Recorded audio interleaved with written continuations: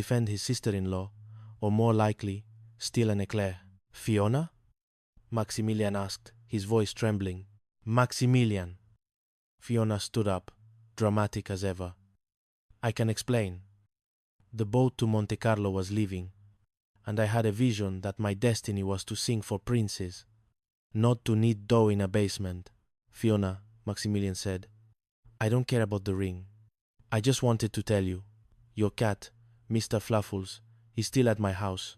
He's 18 pounds now, and he refuses to eat anything but high-end smoked salmon. He's bankrupting me." The family stared.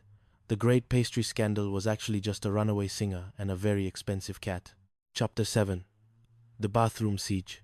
As the tow truck arrived, the family moved to a nearby motel. It was here that the final comedic disaster occurred. Caspian, in his infinite clumsiness, had managed to lock himself in the communal bathroom of the motel suite. But he wasn't alone. Fiona had been in there, trying on a new reconciliation outfit for Maximilian, and the lock had jammed. "I'm trapped with a man who is currently trying to use a toothbrush to unscrew a deadbolt." Fiona's voice echoed through the door. "It's the Atlas Mountains all over again. The lack of oxygen is making me see my career as a series of failures." "Caspian, you idiot!" Clementine yelled through the door. "Just turn the handle." "It's stuck." "I think Cassandra's granite dust got into the mechanism," Caspian wailed. Arthur and Barnaby spent 45 minutes trying to break down the door. Cassandra refused to help, insisting that the composition of the family screaming at a door was actually a profound performance art piece. "It represents the barriers between the ego and the id," she proclaimed, taking photos for her portfolio. Finally, Barnaby lost his temper.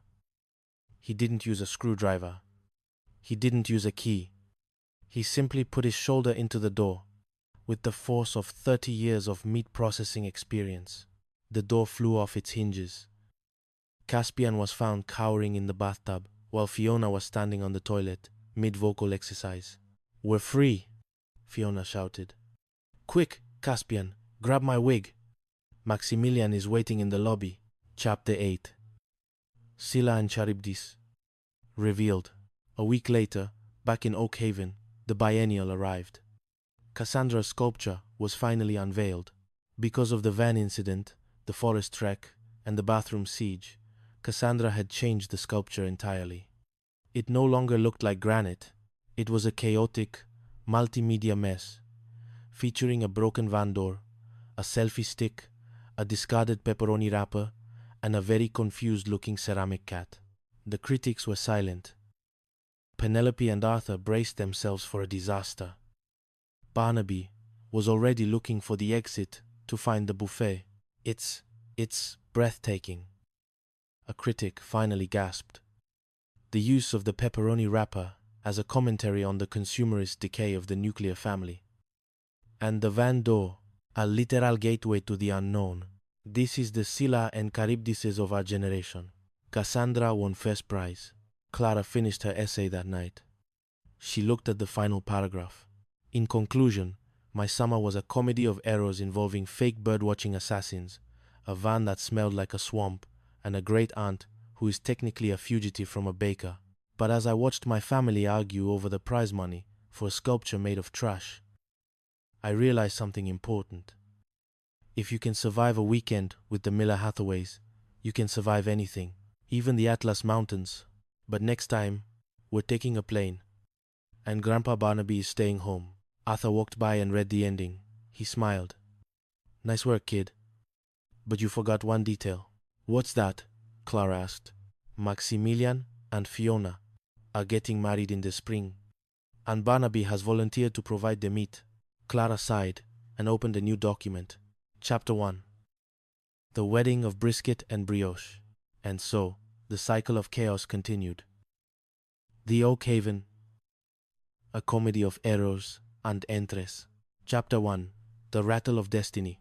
In the leafy, overly manicured suburb of Oak Haven, two types of people existed. Those who appreciated the fine vibrations of a cello, and those who appreciated the fine vibrations of a meat tenderizer. Arthur Hathaway, a retired neurosurgeon with hands so steady they could build a ship in a bottle during an earthquake, belonged to the former, Barnaby Harding, the owner of Barnaby's Best Brisket, belonged to the latter. The two families were joined in a holy, if somewhat loud, matrimony through their children, Sebastian Hathaway and Liliana Harding. Sebastian was a man of spreadsheets and sensible shoes. Liliana was a social worker with the patience of a saint and the vocal range of a siren when provoked. The trouble began with a van, not just any van, but a vehicle that Mick Harding, the family's resident entrepreneur of bad ideas, had acquired from a friend of a friend who allegedly worked in the circus. "It's an 8-seater, Dad," Mick exclaimed, slapping the side of the rusted, lemon-yellow contraption. "It's efficient, it's ecological, it's basically a Tesla. If Elon Musk had a budget of $40 and a dream." The plan was simple. The Hathaways and the Hardings would travel together to the mountain camp to visit their grandchildren. It was meant to be a bonding experience. It was, in reality, a recipe for a suburban civil war. Eleanor Hathaway, Arthur's wife, and a sculptor of some repute, mostly in her own mind, looked at the van with the disdain one usually reserves for a cockroach in a soufflé. "Arthur, I cannot be expected to transport my artistic essence in a yellow box that smells faintly of wet dog and despair. It's just for a few hours, Eleanor." Arthur sighed, adjusting his silk cravat. Hattie Harding, Barnaby's wife and the undisputed queen of the kitchen, arrived with 3 massive coolers. "I brought snacks. Meatballs, cheese pies, stuffed vine leaves, and a brisket. You can't survive a mountain pass on essence." Eleanor. Chapter 2. The Ravine of Shattered Dignity. 3 hours into the trip, the yellow van was struggling. It didn't climb the mountain so much as it wheezed its way up, protesting every incline with a sound like a giant tin can filled with marbles. "Mick, is that the engine, or is the van actually crying?" Sebastian asked, gripping the handle above the door. "It's character, Seb." "The van has character," Mick shouted over the roar of a failing muffler. Barnaby, who was navigating by instinct, which usually meant following the scent of the nearest grill, pointed toward a dirt path. "Take the shortcut, Mick. It cuts off 10 minutes and 2 tolls. I know these woods like the back of my cleaver." 20 minutes later, they were lost. The shortcut had turned into a goat path, and the yellow van had finally decided to retire. With a final, dramatic shudder, it died in the middle of a steep incline. "Everyone out. We need to push," Barnaby commanded. The scene was a masterpiece of dysfunction. Arthur pushed with one finger, terrified of ruining his manicure. Mick was frantically checking a YouTube tutorial on how to jumpstart a circus van. Eleanor stood to the side, fanning herself with a high-fashion magazine, while Hattie tried to offer everyone a meatball to keep their strength up. "Liliana, help us," Sebastian groaned. "I am helping. I'm checking the GPS," Liliana yelled, "which says we are currently in the middle of nowhere, bordering on... You're going to die." Then, the unthinkable happened. In his excitement to check a loose wire, Mick had forgotten the most basic rule of mountain parking, the handbrake. The yellow van began to roll. Slowly at first, then with the terrifying momentum of several tons of rust. "The handbrake!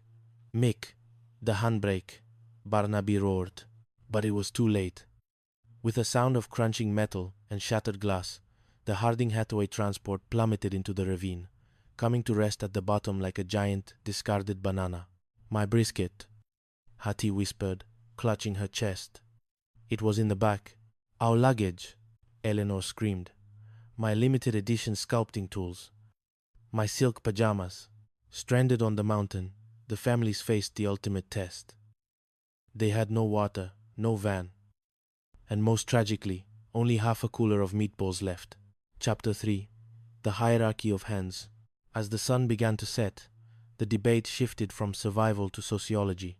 "We need to trek to the main road," Sebastian insisted. "It's only 30 kilometers. 30 kilometers? Mick cried, looking at his flip-flops. "I have one sandal. The other one is currently being worn by a shrub in the ravine." "I cannot walk," Eleanor declared, sitting on a rock as if it were a throne. "I am an artist. My feet are for standing in galleries, not for traversing